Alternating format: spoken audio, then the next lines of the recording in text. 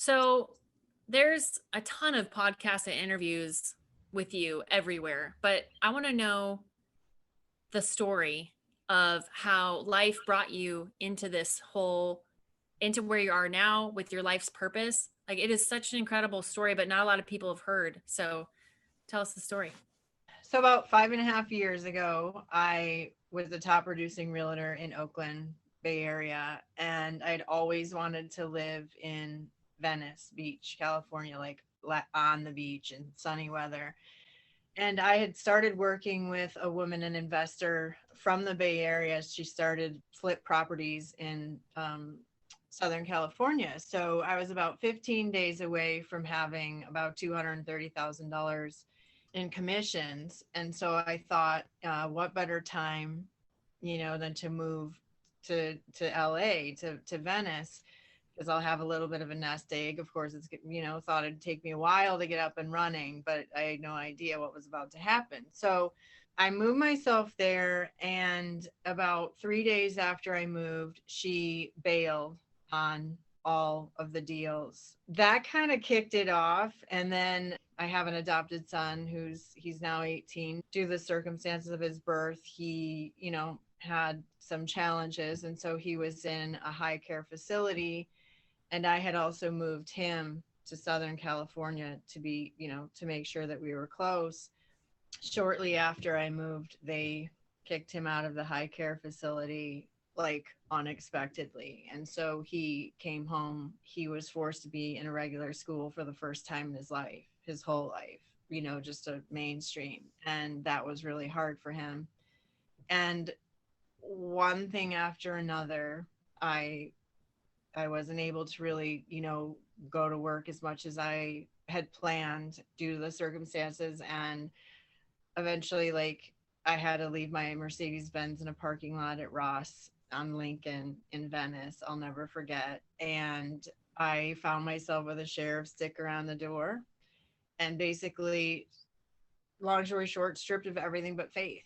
I had lost it. Like I completely lost. And the harder things got, the more like hunkered down I got. And it was almost like I was in disbelief, and I went into such a deep survival mode. So I was so scared, because I was stripped of, like, I had no connection to anything.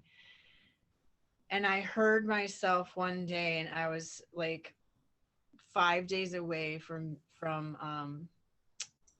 I committing suicide, actually. So I had a suicide plan because I couldn't figure out how to fix this. I couldn't figure out how to help my son. I couldn't figure any of it out. It was terrifying to me. And one day I heard my own voice, which was a weird experience, but I heard my own voice just say, with like boogers pouring down my face, God fucking help me. And I was in the apartment, that had a sheriff sticker on the door. I was distraught, scared, but mad. Like I felt this, I was like this sort of like, what the fuckness going on, like, and I just started like talking to God out loud and my peeps. So I just started saying, with, like I said, just literally messy booger crying, like, am I this bad? Have I fucked up this much? Have I done so wrong? Like, what have is this what my life is meant to be? To this level of struggle. I was finally like, I'm fucking done. I can't do anymore. I can't do it anymore. And so I asked, what is it like? So am I so far off track that I'm supposed to just come home, come back and hit the reset button? Because I'm prepared to do that, And so, because what I had heard is you still have healing to do. And then I began this conversation, and I was like, can you please, like, I want to do it. I'm here for it, but I just don't know what it is. I've tried everything. I thought that I, have healed. And so I said to God, it's so funny because, it was kind of like, sir, I don't mean to give you an ultimatum. but I kind of am, kind of giving an ultimatum. I'm just like doing my checks and balances here, like if I'm meant to come home, I'm cool with that.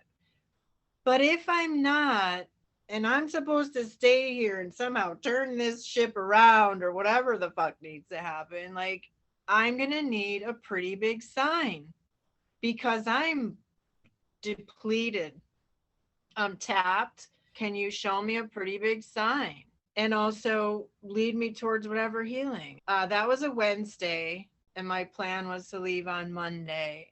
Every day went by, nothing really seemed to change. And then Saturday, I get this call from a friend from Chicago, I hadn't seen in a long time, said, "Hey, I heard you live in Venice. Can I take you to lunch?" And of course, like, take me to lunch was amazing because the apartment manager was leaving Jenny Craig meals on the doorstep, Mm. which was so generous. I'll never forget that, And when I went to lunch, I wasn't giving her any like information about my life, where my life was at or anything, because it didn't matter anymore. And I was just feeling like at peace or whatever. And she randomly said at the end of our lunch, she was like, "Hey, have you heard of Agape?" And I was like, "Nope," thought it was a Mexican restaurant. She said, "No, it's a non-denominational church somewhere around here, and it's Michael Beckwith." I didn't know Michael Beckwith either. And she said, it's this beautiful spiritual community I heard, very powerful. And I was like, "Oh, okay, cool." So didn't give it any more thought because I didn't know who he was. I hadn't heard of any of that. So the next morning, Sunday morning, I woke up and I don't even remember how I still had internet, but like I grabbed my laptop and all of a sudden I just Googled Agape, and there was a service starting in like 20 minutes and we were about 30 minutes away. So I just dove out of bed, literally didn't even brush my teeth, didn't do anything. And I was like, I had no choice. It was like something grabbed me and threw me in the car. And I just went. And when they opened the doors up for us, I was like, "Oh shit, this guy's a big deal." There's like 2,000 people in here. It And sounded like one of the biggest deals of all time. yeah.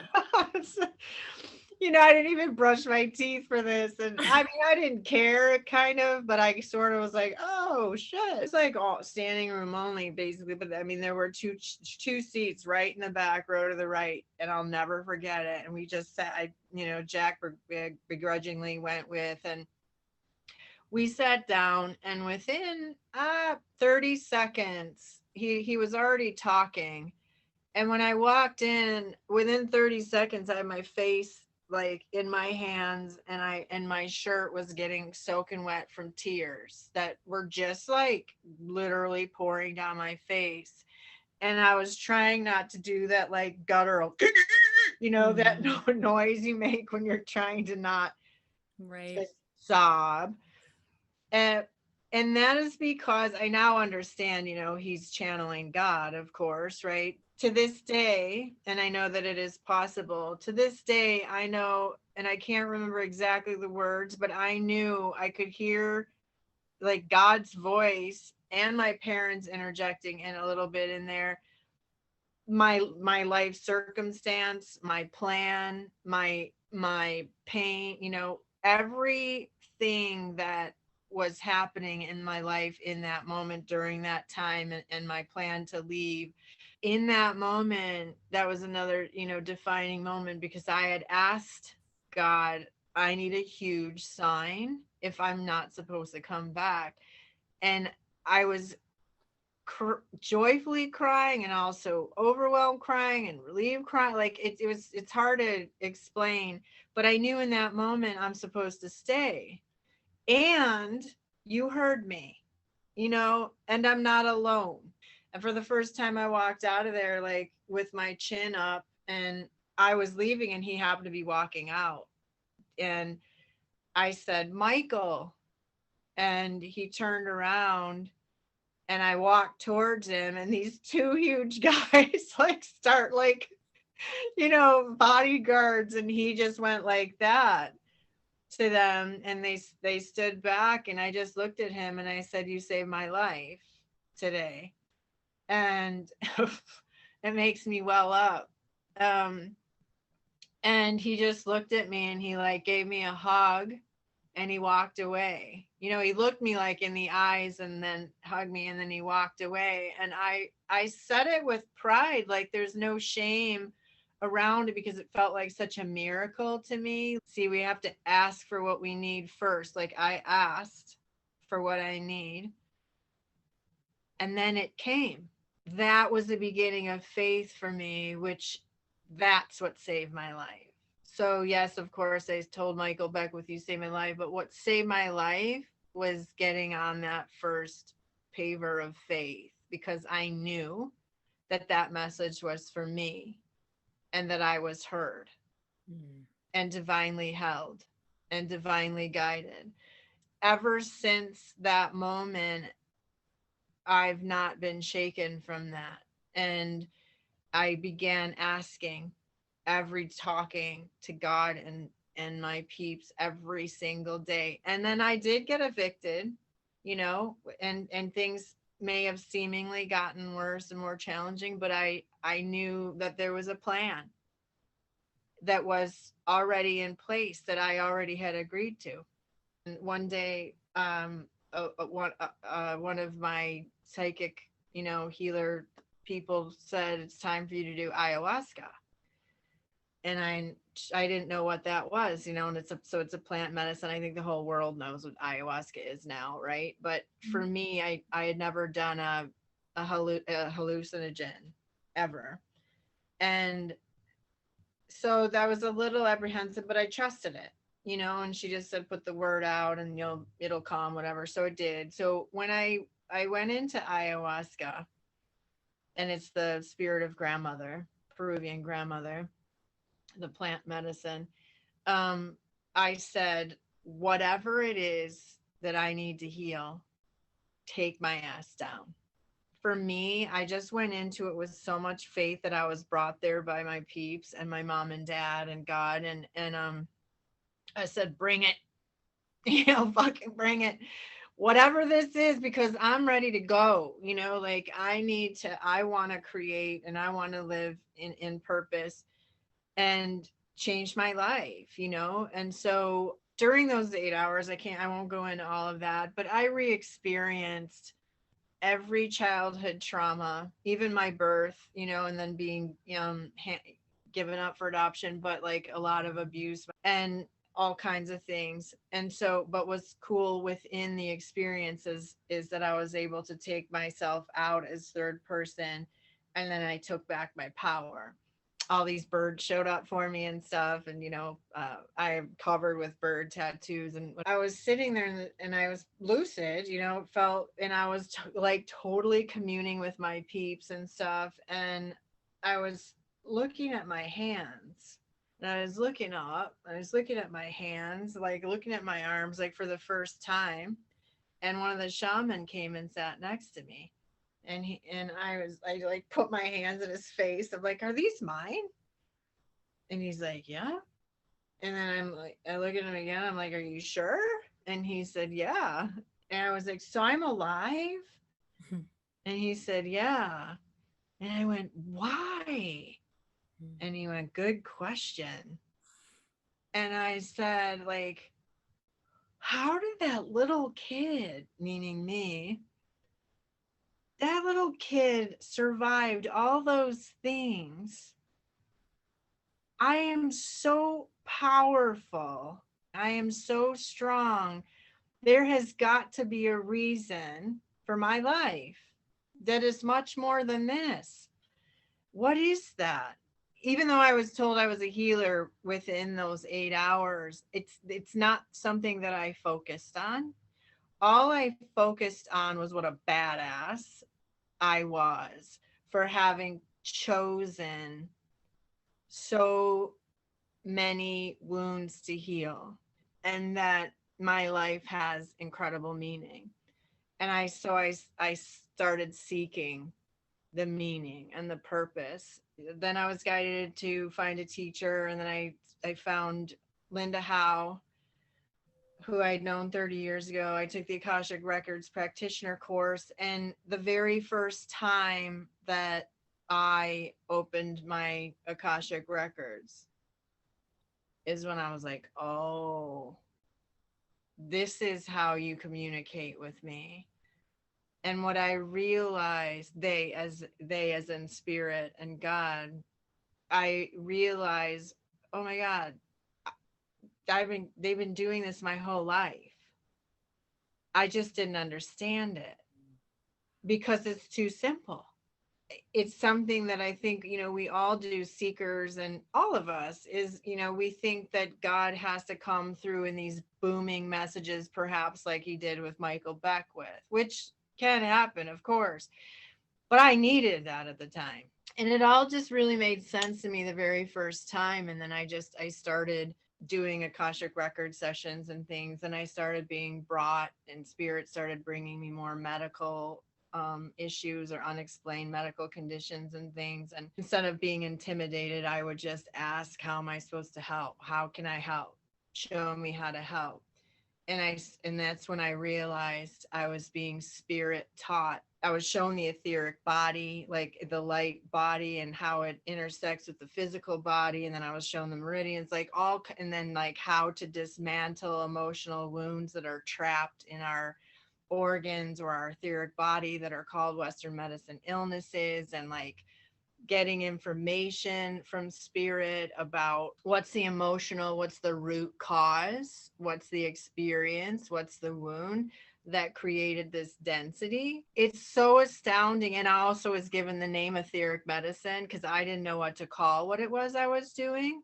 And this is about 3.5 years ago it started. And I asked, what am I calling this? Because it was just the Akashic, I was doing Akashic records, but it was clear that I was doing something else. And I heard etheric medicine. I bought the website, but then I Googled it because I didn't even know what that meant, which is astounding because now today, everyone's using etheric this. Oh, I was going to say, can I jump in and Yeah. ask, so what is it you can actually see? Well, so it's interesting because over time, I call it being leveled up. And so 3.5 years ago, what I was shown was, literally like our light body and the etheric body. I didn't know that's what it was. So when I was given the name by spirit, etheric medicine, in that, it is in that moment that I was like, oh my God, that's exactly what I've been doing on behalf of spirit, right? It's not me. I'm just doing the work, right? So I can see it's like our energy body, our etheric body, and I can see flow, like energy flowing or not flowing. Anxiety is a huge thing for people. So it's, so I can see when it's not flowing due to, it could be environmental reasons, it could be trauma, emotional, physical, it doesn't, all sorts of different things on every different level for people, depending, right? But I can see where there's stagnation. I can see where stagnation has turned to density, because density in our etheric body duplicates into the physical body, and then it's called an illness, Western medicine illness. It's different for everybody. So there is no exact recipe, but for each person, because we're all individual light beings and light bodies. So we cannot treat anyone the same. And so then I was up leveled when I was working with an acupuncturist. I tuned in with a cancer patient and had an acupuncturist needling them, and all of a sudden I started seeing little blue balls lighting up. And I remember I was like, I opened my eyes because I was like, what the hell was that? I didn't know, and it was unexpected. And so I opened my eyes like that, and I looked around, and I closed my eye, and I could still kind of see them. And then I closed my eyes, and as I tuned in, it's fun because spirit has such a sense of humor, and we have to agree to everything. So I said, yes, this is okay. They cannot just put it on us. And I said, yes, I'm fine. I could see the energy, and I can see like the energy shot up to here in this patient on this side. And then when she needled the other side, the energy stopped short. And I said, again, didn't want to step on her, the acupuncturist toes, but I was like, hey, just, I don't know if it's normal, but like that shot to here and this only went to here. And she went and like manipulated the needle, and I was like, okay, now they're matching. Like, it was the craziest thing. And then they started putting pain in my body, like I would feel this like needle. Then I understood, oh, you want a needle there. I mean, it literally is like that. It ended up being the lymphatic channel, yada yada, exactly where they were having her put needles. And since then, now recently, I've been working with a doctor in Utah who I'm pointing out which meridians are not lit up and where things are not flowing. And, it's mind blowing for him. Everything's available with spirit and God, they're holding all this information on our behalf. And it's astounding for me, someone who thought that I should leave that I was such a bad person and had gone so wrong that I needed to go back, to hit the reset button, and to understand now today that every single challenging experience, good experiences, bad experiences, whatever, but all the trauma, everything, all led me here. And it was always the plan. So I am completely empowered by the things that I've been through, and know that I chose them all, and that's a hard one and a whole nother story. But I know that in every cell of my being. And I know that I needed to experience all of those things, because now, with the life purpose that I had chosen in collaboration with God, I am the people come to me in sessions, and there's not one single thing that I cannot have a deep compassion and knowing and understanding around, because there's not much I haven't experienced. And so every single second of my life had purpose, all of it, even the really hard stuff, because I was always coming here. This was always the plan.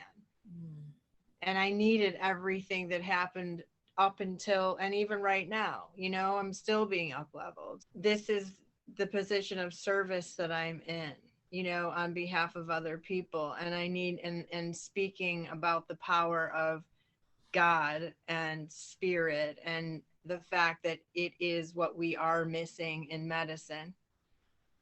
And we need both. They need to coexist, because they do coexist, but they need to coexist in medicine. And we are lacking faith, unwavering faith.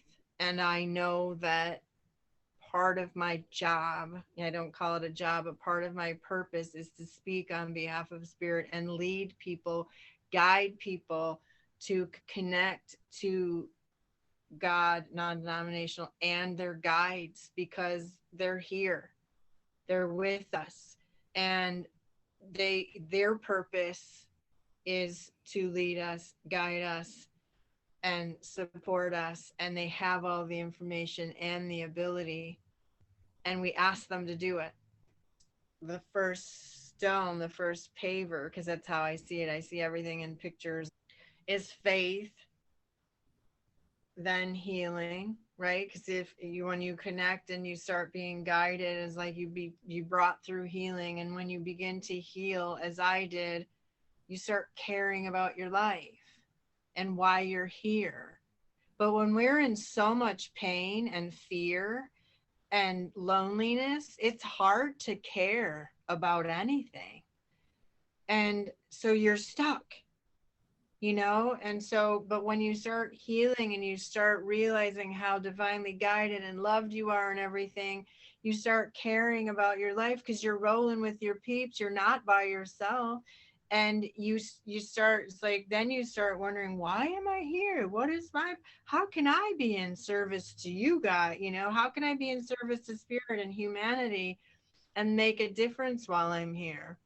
I'm just grateful to have experienced everything and be sitting here being part of this healing, you know, and being guided and led and shifting the energy on the planet and helping people not be in so much pain.